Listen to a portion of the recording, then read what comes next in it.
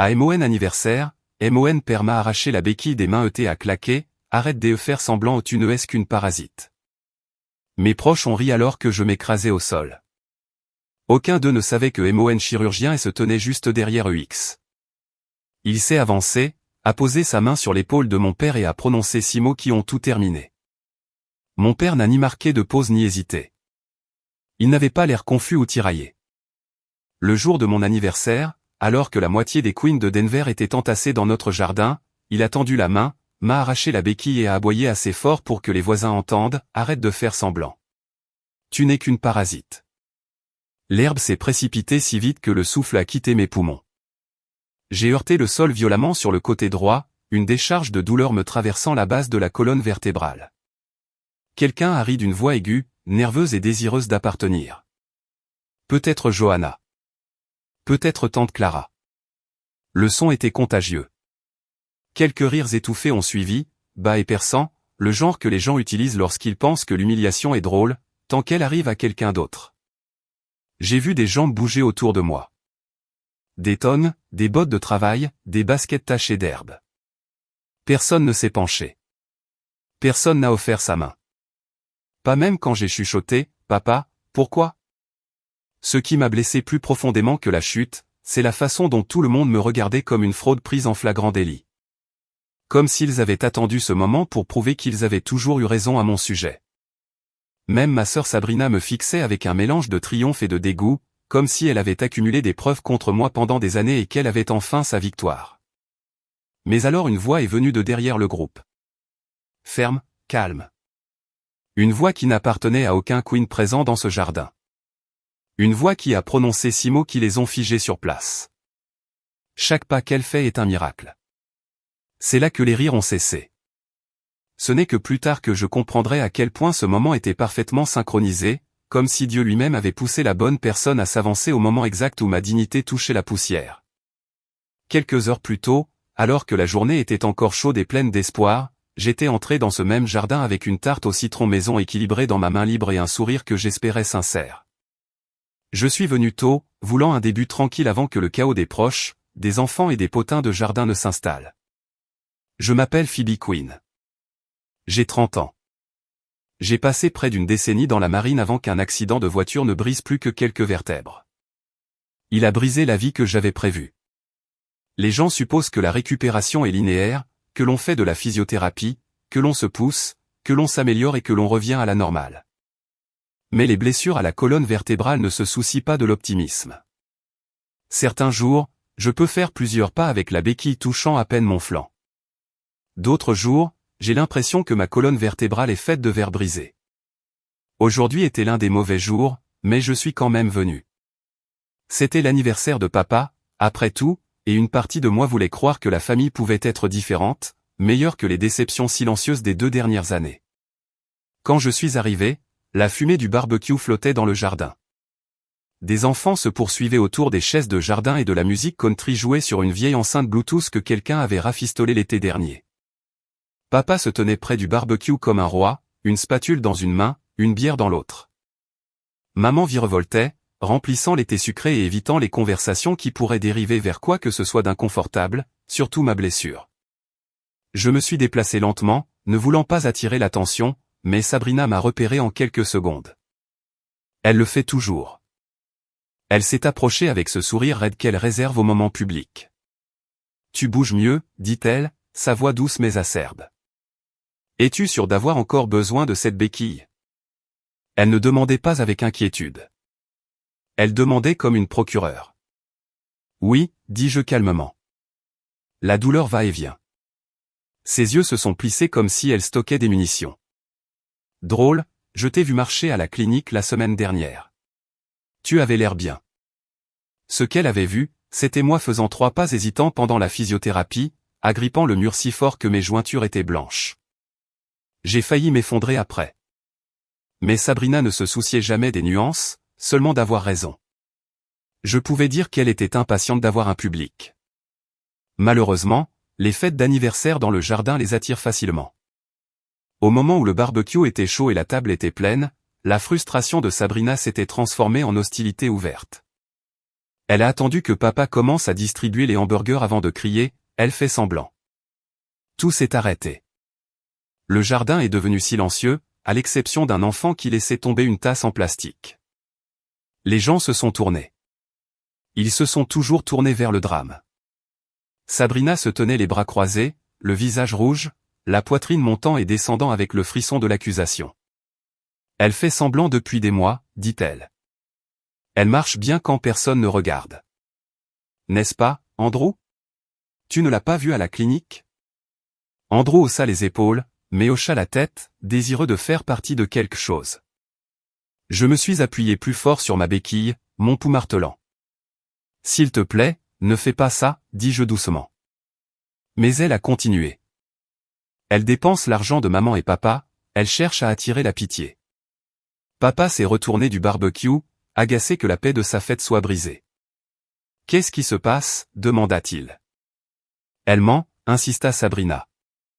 Montre-leur, Phoebe. Montre-leur à quel point tu souffres vraiment. La foule murmura. Quelques-uns hochèrent la tête. Quelqu'un chuchota, elle a l'air bien parfois. J'ai secoué la tête. Je ne mens pas. Je souffre tous les jours. Mais Sabrina était en feu maintenant, enflammant le jardin avec la confiance de quelqu'un qui pense que la cruauté est de l'honnêteté. Papa s'est avancé. Pas avec prudence, pas avec inquiétude, mais avec irritation. Agacé que j'ose apporter ma douleur dans son après-midi parfait. Il a tendu la main et m'a arraché la béquille. Ce moment a semblé lent et rapide en même temps, comme se regarder tomber dans un rêve, mais ressentir la douleur dans la vraie vie. Arrête de faire semblant, a-t-il claqué. Tu n'es qu'une parasite. Le sol m'a percuté violemment. Mes dents ont claqué. La douleur a jailli droit dans ma colonne vertébrale, vive et horrible. Les rires ont suivi. Pas tous à la fois, juste assez pour achever de me briser.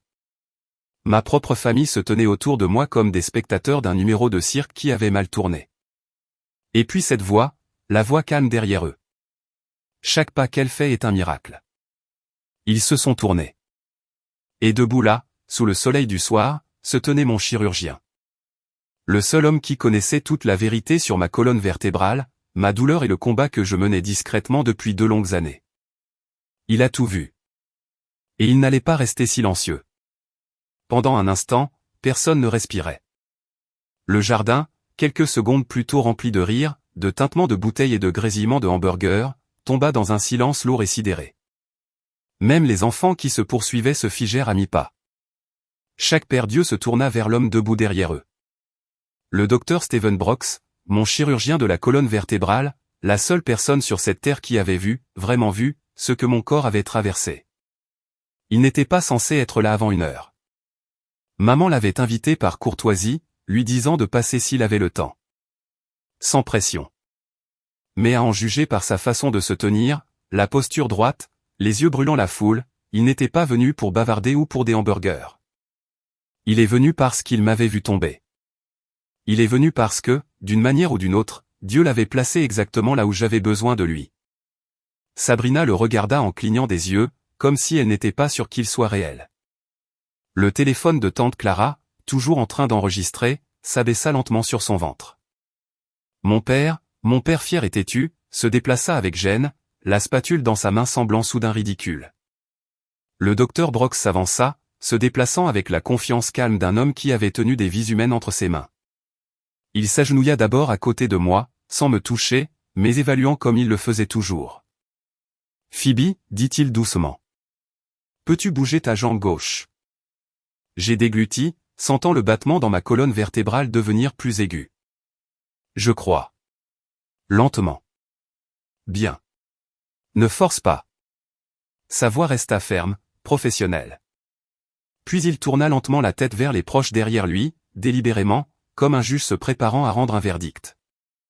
Il se leva, épousseta les genoux de son pantalon et fit 2 pas vers Sabrina. Sa main se posa doucement mais fermement sur son épaule.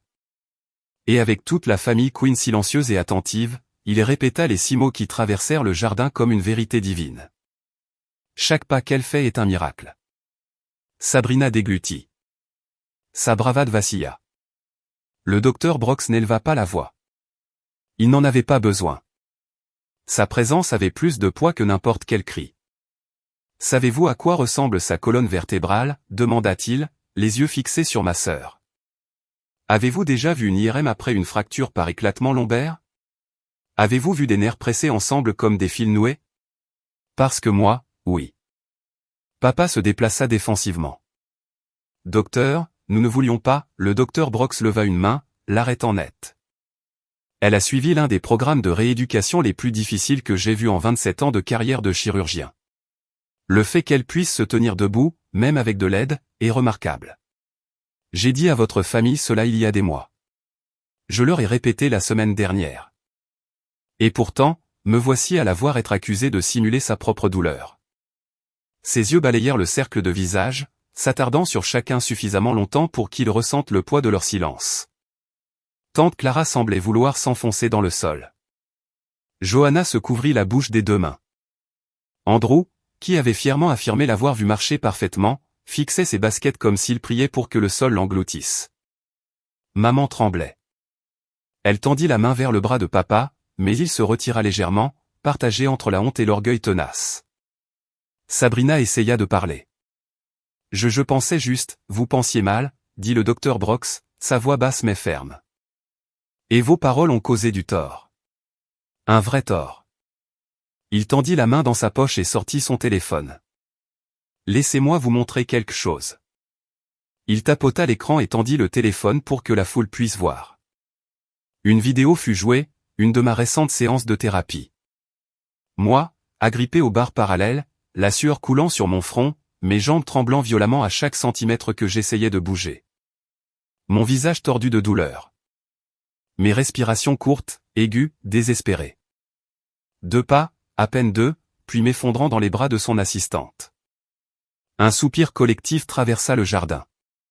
C'est ça, dit le docteur Brox, à quoi ressemble Phoebe quand elle marche bien.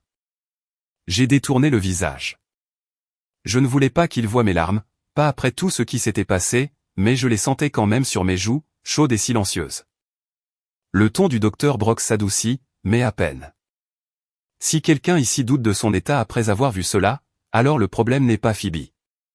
C'est votre incapacité à accepter la vérité. La mâchoire de papa se serra. Docteur, nous ne savions pas que c'était si grave. Le docteur Brox se tourna vers lui. Vous ne vouliez pas savoir. Les mots ne furent pas criés. Ils tombèrent comme une pierre. Maman finit par parler. Steven, est-ce qu'elle empire? Non, dit-il doucement, mais le stress, l'humiliation, la violence, ses yeux se posèrent de manière significative sur la main de papa, celle qui m'avait arraché ma béquille, peuvent causer des rechutes. Des semaines de progrès perdus. Je vis les épaules de papa s'affaisser légèrement, la honte lui montant au cou. Sabrina recula, essuyant le coin de son œil. Je n'essayais pas de la blesser, murmura-t-elle. Je jetais celle qui aidait maman et papa. Je pensais qu'elle en profitait. Votre sœur est une vétérane, intervint sèchement le docteur Brox. Elle a sacrifié sa santé pour servir ce pays. Elle donnerait n'importe quoi pour ne pas avoir besoin de cette béquille. Silence à nouveau, douloureusement long, du genre qui pousse les gens à voir leur propre reflet dans la vérité. Quand personne ne bougea, le docteur Brox expira, calmement et avec contrôle. Puis il se tourna vers moi et s'agenouilla à nouveau. Je pense que vous devriez aller aux urgences, murmura-t-il, juste pour des examens, par précaution. J'ai hoché la tête faiblement. Maman s'avança comme pour m'aider, mais il la bloqua doucement avec son bras. Laissez-moi faire. Il me souleva lentement, soutenant mon poids comme si j'étais faite de verre fragile. Ma meilleure amie Naomi, qui se tenait près de la table de pique-nique et filmait tout, se précipita vers nous, les larmes aux yeux et la fureur dans ses pas. Nous venons avec toi, dit-elle, sa voix tremblante de loyauté. Tu n'iras pas seul. Alors qu'il commençait à me guider vers la voiture du docteur Brox, Sabrina fit un pas hésitant. Fais, attends, s'il te plaît. Je n'ai pas regardé en arrière. Pas encore. Pas quand tout brûlait encore. Le jardin resta absolument silencieux alors que je partais, les proches figés comme des statues retenant leur culpabilité, leur incrédulité, leur regret. Ce n'est qu'en arrivant au portail que le docteur Brox jeta un coup d'œil en arrière et dit doucement, « Elle n'est pas tombée aujourd'hui. Vous l'avez fait tomber. » Et ce fut la dernière chose qu'aucun d'eux entendit avant que le portail ne se referme derrière nous. Les lumières de l'hôpital rendent toujours tout plus froid qu'il ne l'est. Trop vive, trop blanche, trop honnête. Tandis que le docteur Brox me guidait à travers les portes coulissantes, je sentis chaque regard de la salle d'attente se poser sur moi, mais pas inégaux, ma mâchoire serrée, la façon dont son bras planait protecteur près de mon coude. Naomi resta près, ses mains tremblantes d'un mélange de colère et de chagrin. L'infirmière d'accueil reconnut immédiatement le docteur Brox. « Journée difficile » demanda-t-elle doucement. « On peut dire ça » murmura-t-il. « Possible réblessure et traumatisme émotionnel significatif. » Il hésita avant d'ajouter « problème familial ». Elle hocha la tête comme si elle avait entendu cette histoire 100 fois. Elle l'avait probablement fait. Ils nous ont conduits dans une petite salle d'examen et tout a ralenti. Ma respiration, mes pensées, même le battement le long de ma colonne vertébrale. L'adrénaline se dissipait, remplacée par une douleur profonde qui semblait plus ancienne que la blessure. Une douleur qui avait plus à voir avec la trahison qu'avec les os. Quand l'infirmière est partie, Naomi s'est assise à côté de moi. Elle a pris ma main, caressant mes jointures avec ses pouces, comme elle le faisait toujours quand elle ne savait pas quoi dire. Pendant longtemps, nous sommes restés ainsi, silencieuses, suspendues quelque part entre le jardin et ce qui allait suivre. Finalement, elle a chuchoté, « Fais, j'ai tout en vidéo. » J'ai fermé les yeux. Cela aurait dû me réconforter. Au lieu de cela, cela a tordu quelque chose en moi. Des preuves, un soutien. Pourquoi avais-je besoin de preuves contre ma propre famille? Pourquoi devais-je prouver ma douleur aux gens qui auraient dû me protéger le plus? Merci, dis-je doucement, bien que les mots me semblent insignifiants par rapport à tout ce qu'elle avait fait. Le docteur Brox revint avec mes scanners.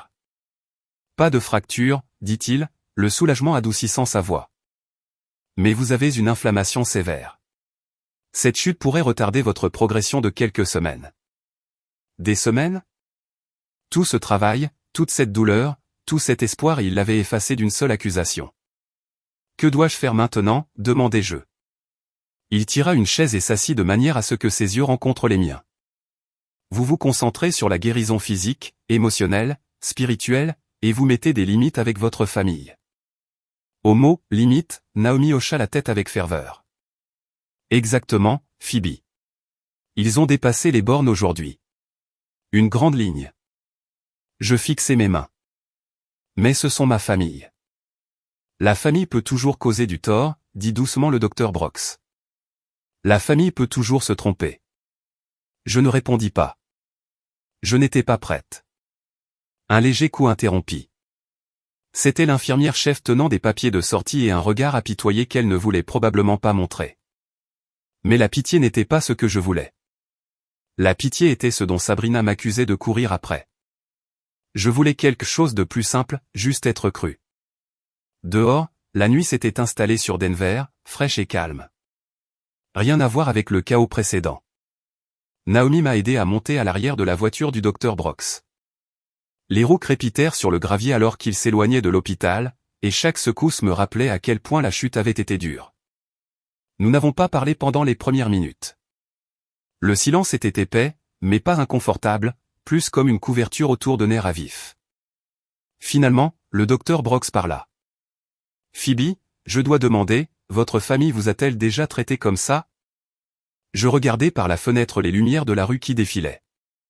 Pas comme aujourd'hui, mais ils m'ont douté, m'ont questionné, ont fait des commentaires. Naomi ricana. Des commentaires? Ils disent des choses dans ton dos tout le temps. Ta mère dit aux gens que tu préfères ne pas trop marcher. Ton père dit que tu te complais dans la pitié. Et Sabrina, arrête, chuchotai-je. Ça faisait mal même si je savais que c'était vrai. Le docteur Brox resserra sa prise sur le volant. Vous ne méritez pas ça, surtout après ce que vous avez surmonté. Le trajet continua en silence jusqu'à ce que nous arrivions à mon immeuble. Il se gara sur la place accessible aux personnes handicapées devant et se tourna vers moi. Phoebe, je sais que vous êtes douce. Je sais que vous essayez de maintenir la paix. Mais ce qui s'est passé aujourd'hui n'était pas seulement méchant. C'était dangereux et c'était illégal. Je levai les yeux, surprise. Illégal? Arracher une aide à la mobilité à une personne handicapée est considéré comme une agression physique au Colorado. Ce que votre sœur a fait et ce que votre père a permis n'était pas seulement moralement répréhensible. C'était criminel. Naomi hocha la tête. Nous devons parler à quelqu'un. Phoebe, un avocat, un vrai. J'eus l'impression que le monde basculait à nouveau. La même désorientation vertigineuse que j'avais ressentie lorsque j'avais heurté le sol plus tôt. Je ne veux pas détruire ma famille. La voix de Naomi s'adoucit. Tu ne détruis rien. Tu te protèges. Le docteur Brooks tendit la main dans la poche de sa veste et en sortit une carte de visite. Son nom est Lisa Donovan. Droit des personnes handicapées. Très bonne. Très juste. Je fixai la carte comme si c'était quelque chose de fragile ou de dangereux. Je ne sais pas si je peux faire ça. Tu as déjà fait le plus difficile, dit-il doucement. Tu as survécu à la chute. Le reste consiste à retrouver ta dignité. Ils m'aidèrent à monter. Naomi resta avec moi pendant que je me changeais en vêtements confortables, grimaçant à chaque échymose le long de ma hanche et de mes côtes. Elle me fit du thé, s'affairant à sa manière douce et têtue. À un moment donné, elle entra dans le salon et soupira lourdement. « Phoebe, ton téléphone explose. » Mon estomac se serra. Elle brandit l'écran. Une douzaine d'appels manqués, des textos de maman. « S'il te plaît, appelle-moi, de papa. » Nous devons parler, de Sabrina. Je ne voulais pas que ça aille aussi loin. Plus de messages de proches essayant de contrôler l'histoire avant que la réalité ne s'installe. Je retournai le téléphone. « Pas ce soir, chuchotai-je. » Naomi hocha la tête et s'assit à côté de moi. « Tu ne leur dois rien pour l'instant. » L'appartement semblait petit, sûr et chaud, si à l'opposé de ce jardin, rempli de suspicions et de jugements. Je pris une longue inspiration et fixai le plafond, incertaine de la façon dont ma vie avait changé si radicalement en quelques heures seulement. Naomi me serra la main. « Tu n'es pas seul. Tu m'as, et le docteur Brooks, et la vérité. C'est un bon début. » Plus tard, quand l'appartement fut calme et que Naomi dormait sur mon canapé, je m'assis à ma table de cuisine avec la carte de visite sous une douce lumière tamisée. Pendant 2 ans, ma famille m'avait douté. Aujourd'hui, ils avaient vu à quoi ressemblait vraiment ce doute. Et maintenant j'avais un choix. Je pouvais rester silencieuse ou je pouvais enfin parler. Avec une profonde inspiration, j'ouvris mon ordinateur portable. Je tapai les premiers mots d'un message à Lisa Donovan.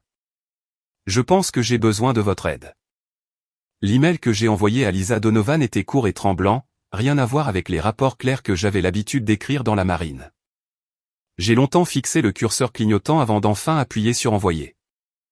Je pense que j'ai besoin de votre aide, avais-je écrit. 5 mots simples, mais ils semblaient plus lourds que l'orthèse autour de mon dos. Elle a répondu avant que je n'ai fini ma première tasse de café le lendemain matin. Bonjour, Phoebe. Je suis disponible pour parler cet après-midi. Nous allons faire un pas à la fois.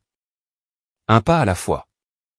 Après la façon dont j'avais heurté l'herbe à la fête de papa, l'expression me frappa avec un picotement et une étrange sorte de réconfort. Pendant 2 ans, j'avais eu l'impression que tout le monde dictait mon rythme. Maintenant, pour la première fois, quelqu'un me proposait de marcher à mes côtés. Naomi a insisté pour être là. Elle est arrivée avec ce regard qui disait « Ne discute pas avec moi. » Je reste. Quand le visage de Lisa est apparu à l'écran, elle ressemblait exactement à ce que j'avais imaginé qu'une bonne avocate d'une 50aine d'années pourrait ressembler, blazer impeccable, lunettes de lecture poussées bas. Yeux calmes qui avaient vu des choses plus laides qu'un barbecue familial qui a mal tourné. « Bonjour, Phoebe, dit-elle. Pourquoi ne me raconteriez-vous pas ce qui s'est passé avec vos propres mots? » Alors, je l'ai fait. Je lui ai donné un bref aperçu de l'accident et des chirurgies, assez pour expliquer pourquoi je marchais avec une béquille et pourquoi rester immobile trop longtemps me donnait l'impression d'être en équilibre sur du verre brisé. Puis je lui ai parlé de l'anniversaire, des invitations, de la façon dont je m'étais convaincu que ce pourrait être un nouveau départ. Je lui ai parlé des commentaires de Sabrina à la table de la limonade, de la façon dont elle avait dit m'avoir vu marcher parfaitement à la clinique. J'ai décrit le moment où ma sœur a élevé la voix, m'a accusé de faire semblant, m'a pointé du doigt comme si j'étais en procès dans mon propre jardin. Ma gorge s'est serrée quand j'ai répété les mots de mon père, arrête de faire semblant. Tu n'es qu'une parasite. Il était plus difficile de décrire les rires qui ont suivi, alors je ne l'ai pas fait. Naomi l'a fait. Elle a raconté à Lisa combien de temps cela avait duré, qui avait son téléphone, comment personne n'avait bougé avant que le docteur Brox ne s'avance et dise « Chaque pas qu'elle fait est un miracle ». Lisa a pris des notes tout le temps, ne s'arrêtant que pour poser des questions claires et prudentes. « Quelqu'un a-t-il essayé de vous aider à vous relever avant votre chirurgien ?»« Non, dis-je, personne. »« Des membres de votre famille ont-ils déjà remis en question votre handicap auparavant ?»« Oui. » Des blagues, de petits commentaires, des trucs sur le fait que j'aimais l'attention. Votre père ou votre sœur vous ont-ils présenté des excuses claires après coup?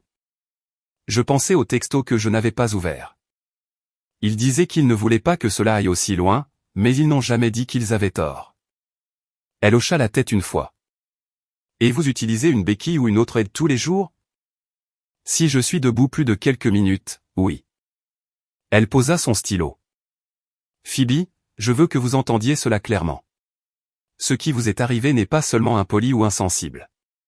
Arracher une aide à la mobilité à une personne handicapée peut être qualifié d'agression physique.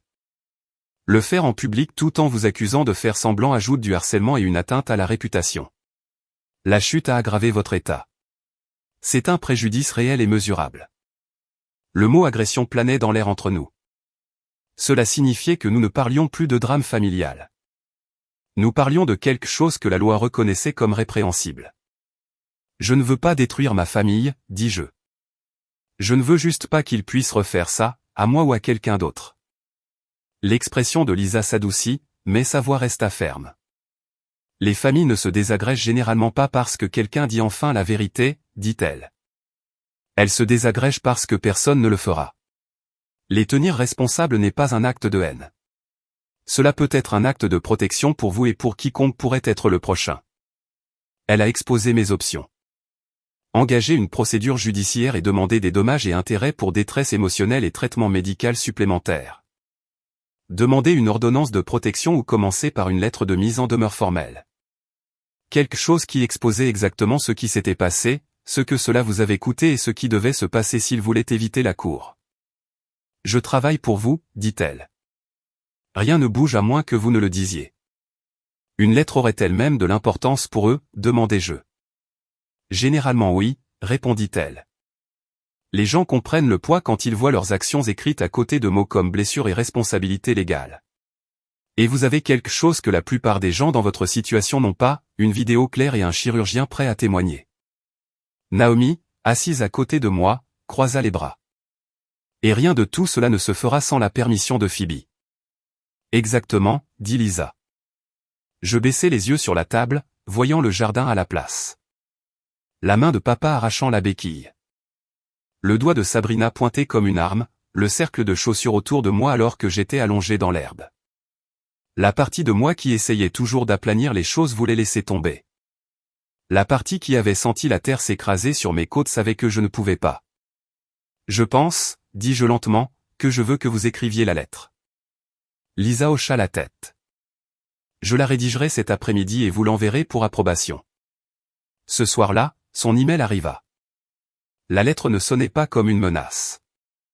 Elle exposait pas à pas ce qui s'était passé dans le jardin de mon père. Elle décrivait ma blessure dans un langage médical simple. Elle nommait les actions de ma sœur pour ce qu'elles étaient et citait les parties de la loi du Colorado qui s'appliquaient. À la fin, elle disait, ma cliente est prête à user de tous les recours juridiques. Cependant, elle est disposée à envisager une résolution qui inclut des excuses écrites formelles, un dédommagement pour les frais médicaux liés à cet incident.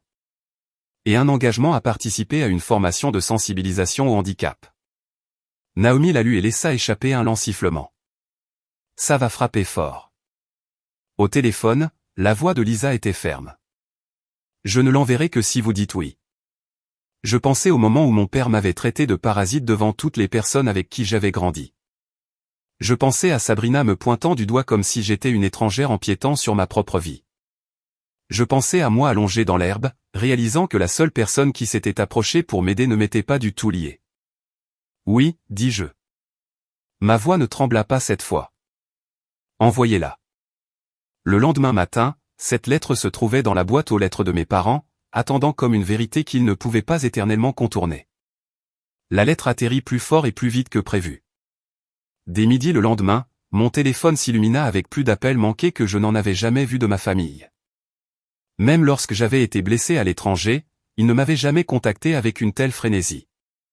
Mais je n'ai pas décroché. Pas encore.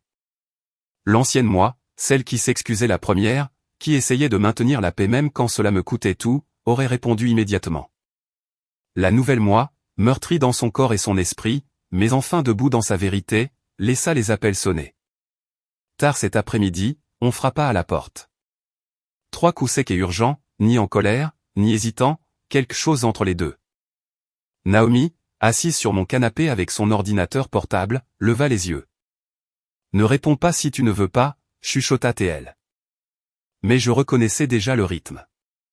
C'était la façon de frapper de ma mère, la même qu'elle utilisait quand j'avais 16 ans et que je m'étais enfermé dans ma chambre après m'être disputé avec Sabrina à propos d'une offense oubliée. J'ouvris la porte à moitié. Maman se tenait là, les yeux rouges, les cheveux ébouriffés, serrant la lettre que Lisa avait écrite. Elle l'avait pliée et dépliée tant de fois qu'elle ressemblait à un mouchoir humide. Pendant un instant, elle ne parla pas. Elle me fixa juste comme si elle me voyait clairement pour la première fois. Toute la douleur, toutes les années où j'avais essayé de leur cacher le pire.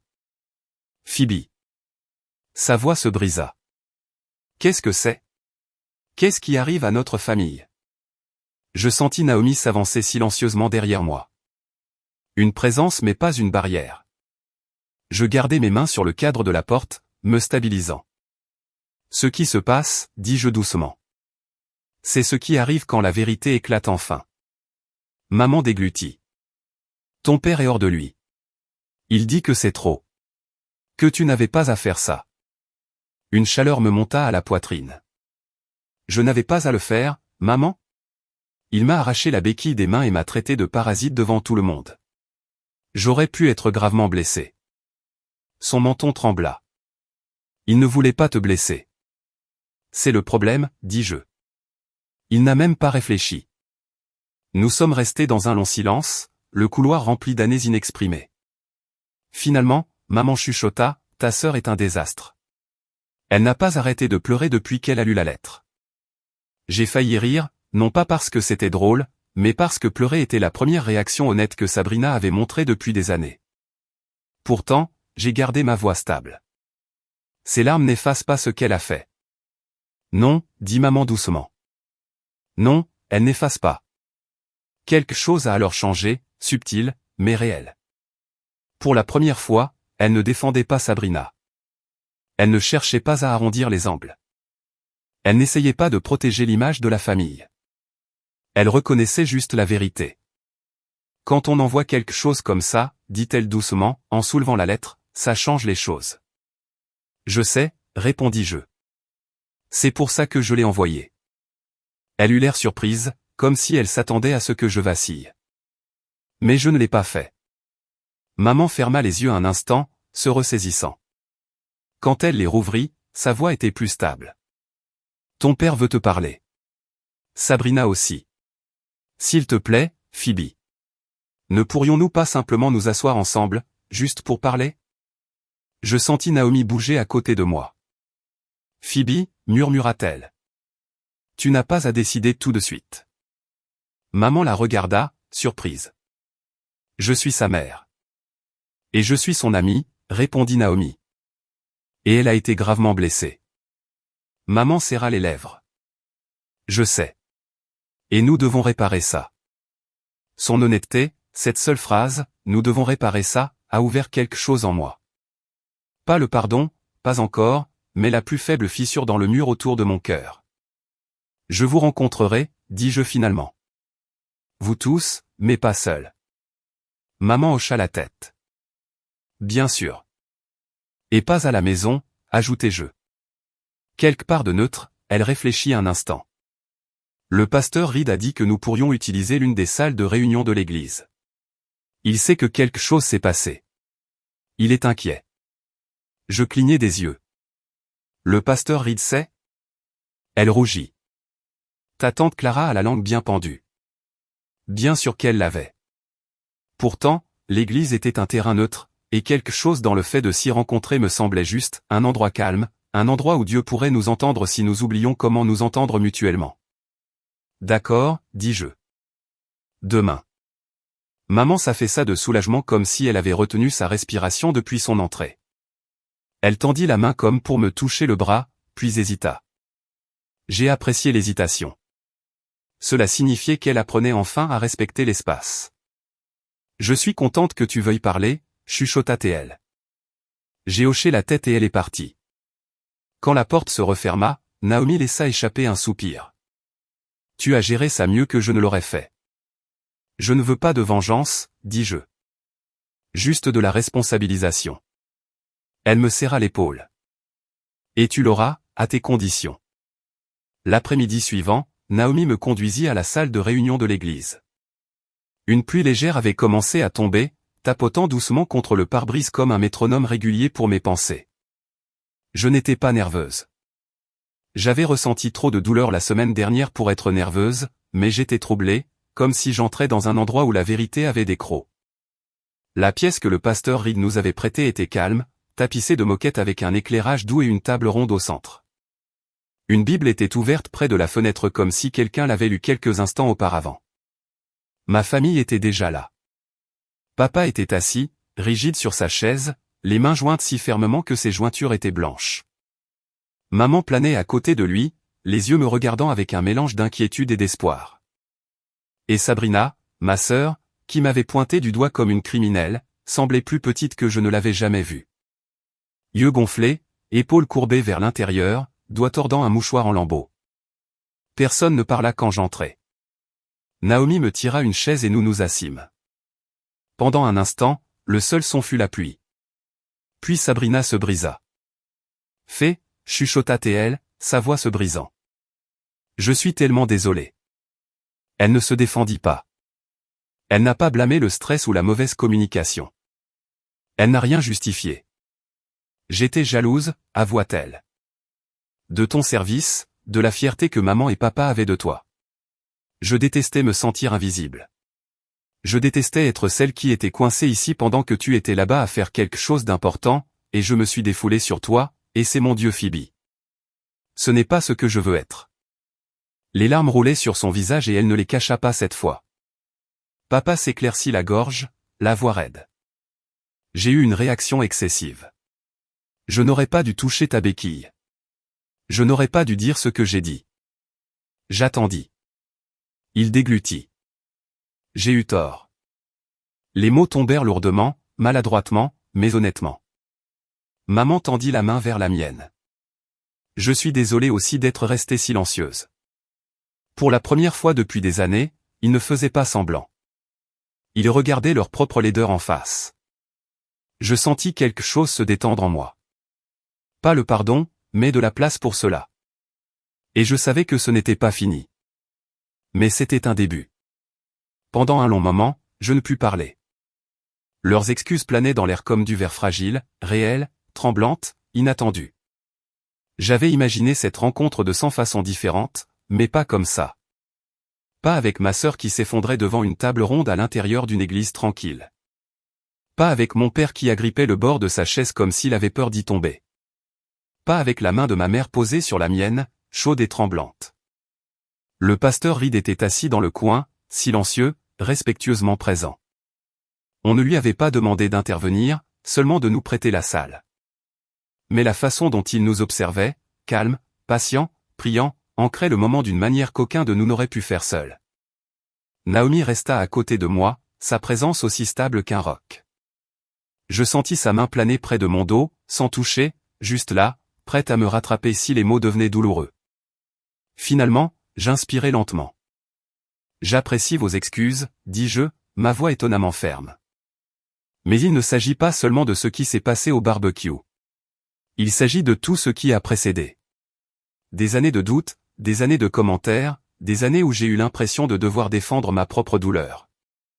Sabrina essuya ses joues, hochant désespérément la tête. Je sais, Phoebe, et je me déteste pour ça. Ne vous haïssez pas, murmura doucement le pasteur Reed. Haïssez les choix. Ils peuvent changer. Vous pouvez changer. C'est ça, la repentance. Elle laissa échapper un souffle tremblant, comme si le mot lui-même transperçait quelque chose en elle. Papa finit par lever les yeux. Ses yeux étaient rouges, pas de pleurs, pas encore, mais de retenir des émotions qu'il n'avait pas l'habitude de libérer. J'ai été élevé à croire que la faiblesse était un choix, dit-il doucement. Mon père m'a inculqué cela. Je pensais que j'étais dur. Je pensais que je te poussais à te battre plus fort. Naomi laissa échapper un petit son, moitié incrédulité, moitié frustration, mais elle resta silencieuse. Papa continua. Mais je ne te poussais pas. Je te faisais du mal. Et je ne l'ai pas vu jusqu'à ce que ce docteur arrive. L'image reparaissait. Papa m'arrachant ma béquille. Le sol se précipitant vers moi. Des rires résonnant à mes oreilles. J'ai dégluti difficilement. J'ai donné tout ce que j'avais à la marine, dis-je doucement. Tu as toujours dit aux gens à quel point tu étais fier de moi quand je servais. Mais après l'accident, quand je suis rentré brisé, c'est là que j'ai eu le plus besoin de toi. Et c'est là que tu t'es éloigné. La bouche de papa se crispa, la culpabilité creusant des rides profondes sur son visage. Je ne savais pas comment t'aider. Je n'attendais pas que tu me répares, dis-je. Juste que tu me crois, que tu me soutiennes, que tu ne m'accuses pas de faire semblant. La pièce se figea. Ce fut maman qui chuchota finalement la vérité qui reliait tout. Nous avions peur. Je me tournai vers elle. Elle continua, la voix tremblante. Nous ne comprenions pas ta douleur. Nous ne savions pas quoi dire. Et au lieu d'apprendre, au lieu d'écouter, nous l'avons évité. Nous t'avons évité. C'était ça. La peur se déguisant en jugement. Le silence se cachant en indifférence. L'aveu faisait mal, mais il déverrouillait aussi quelque chose d'enfoui depuis longtemps. Une pièce du puzzle que je n'avais jamais eue. Je veux que nous guérissions, dit maman, les larmes aux yeux. Mais je sais que nous ne pouvons pas sauter la partie où nous affrontons ce que nous avons fait. Ce fut la première fois que je crus qu'elle comprenait. Le pasteur hocha la tête d'un air approbateur. La vérité d'abord, puis la réconciliation. C'est l'ordre. Sabrina se pencha en avant, la voix faible. Phoebe, que veux-tu que nous fassions? Dis-nous, s'il te plaît.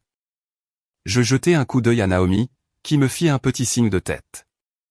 Les mots de Lisa résonnaient aussi. La justice vous appartient. La miséricorde vous appartient aussi. Je pris une lente inspiration. Je ne retire pas la lettre. Pas après tout ce qui s'est passé.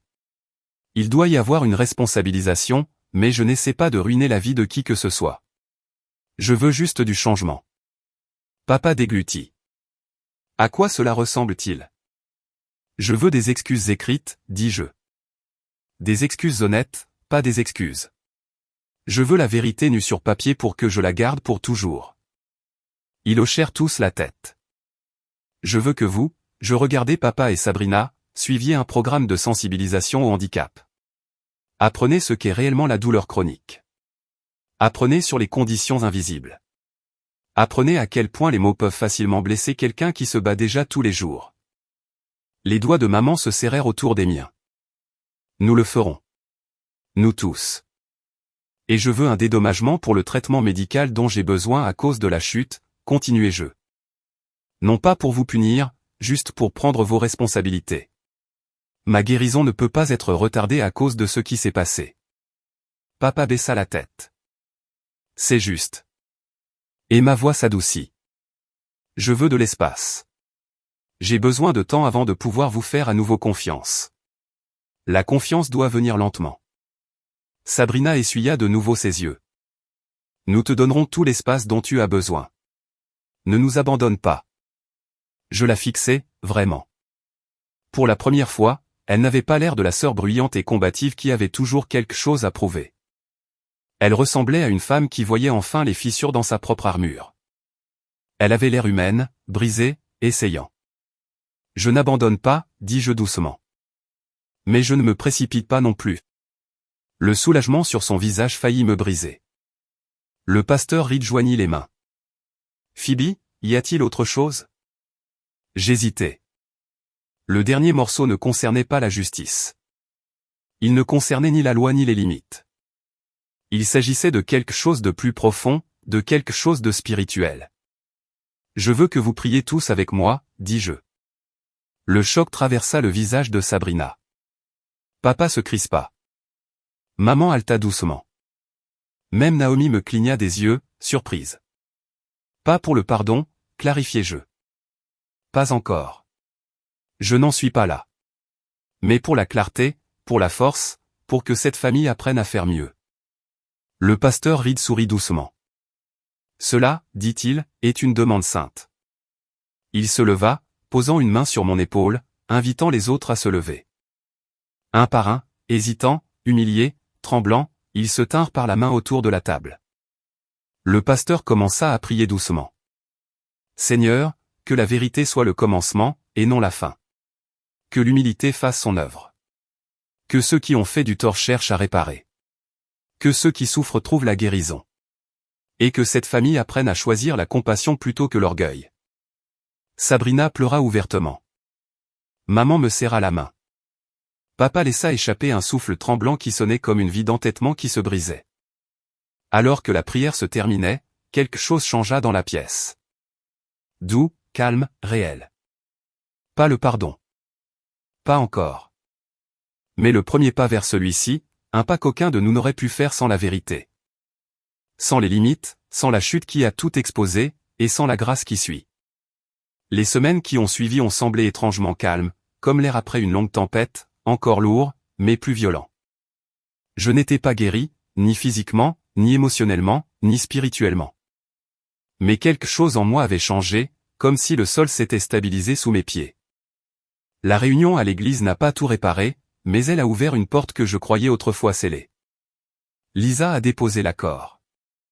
Nous avons discuté des excuses formelles, des dédommagements médicaux et d'un engagement à participer à des programmes de sensibilisation au handicap.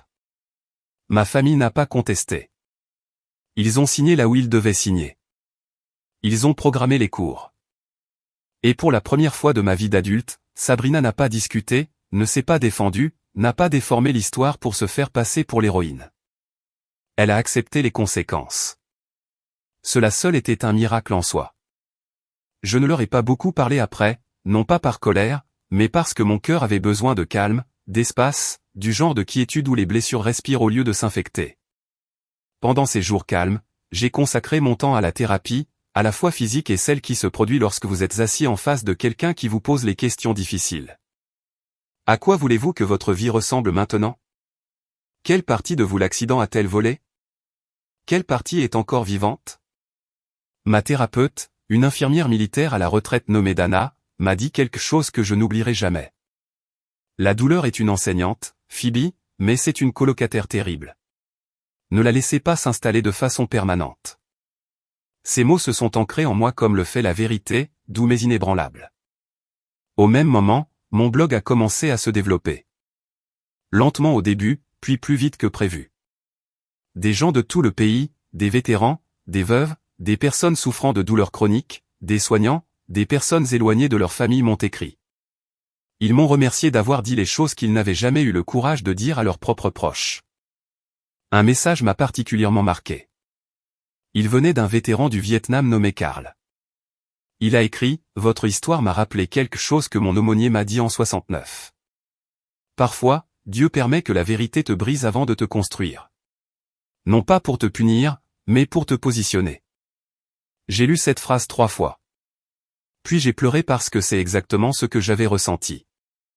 La chute, l'humiliation, la vidéo, la réunion à l'église, tout cela m'a ouverte pour que quelque chose de nouveau puisse prendre racine. Une partie de moi qui était restée silencieuse pendant des années a recommencé à parler. Pas la partie qui voulait l'approbation, la partie qui voulait un but. 3 mois plus tard, j'ai reçu un appel du docteur Brox. « Pouvez-vous passer au centre de réadaptation demain ?» a-t-il demandé. « Il y a quelqu'un que je veux que vous rencontriez. » Quand je suis arrivé, m'appuyant prudemment sur ma béquille, je l'ai trouvé debout à côté d'une jeune femme d'une vingtaine d'années. Elle portait une orthèse autour de son torse. Et la peur dans ses yeux, la même peur que je portais partout avec moi. « Voici Jenna » dit doucement le docteur Brox. Elle commence tout juste sa rééducation. Elle ne croit pas qu'elle marchera à nouveau. Je me suis approché, lui offrant le sourire le plus doux que je pouvais. Je ne le croyais pas non plus.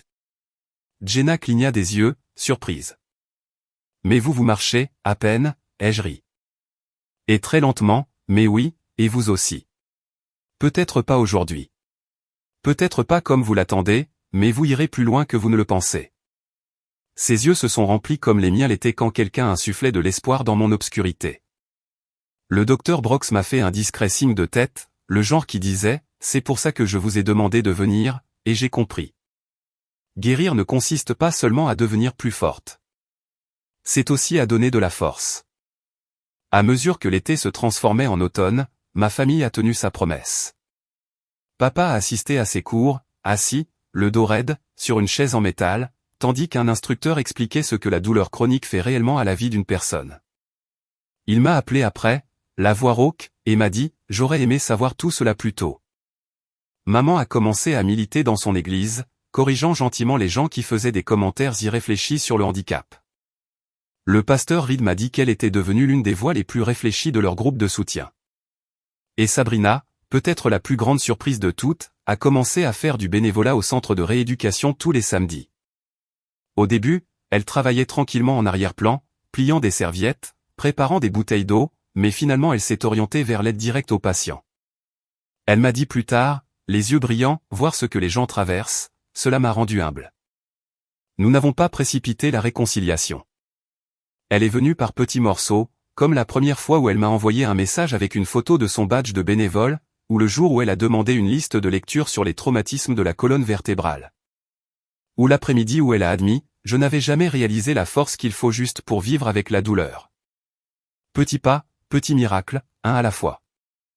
Le tournant est arrivé fin octobre. Naomi et moi venions de finir de réorganiser mon salon quand on frappa à nouveau. Doucement, hésitamment. Sans ouvrir complètement la porte, j'ai jeté un coup d'œil. C'était papa. Il semblait plus vieux que dans mes souvenirs, peut-être parce qu'il ne portait plus son entêtement comme une armure. Il tenait un morceau de papier plié dans une main et une enveloppe dans l'autre. « Phoebe, dit-il doucement. Puis-je te parler une minute ?» Naomi me serra la main et se glissa dans l'autre pièce, nous laissant de l'espace. Je m'écartai, laissant papa entrer. Il s'assit sur le canapé, les mains légèrement tremblantes. « J'ai terminé ma part du dédommagement, dit-il en brandissant l'enveloppe. Mais l'argent n'est pas le plus important. Il déplia le papier. C'était sa lettre d'excuse, pas celle officielle qu'il me devait. Une autre, plus longue, plus désordonnée, réelle. Il la lut à voix haute. Chaque phrase ouvrait quelque chose. De vieilles blessures, de vieilles colères, de vieilles déceptions que je ne savais même pas porter encore. Il parla de son père, de fierté, de peur. Il parla du moment où je suis tombé, comment le bruit de mon corps heurtant le sol le hantait encore. Et puis il dit quelque chose qui me serra la gorge.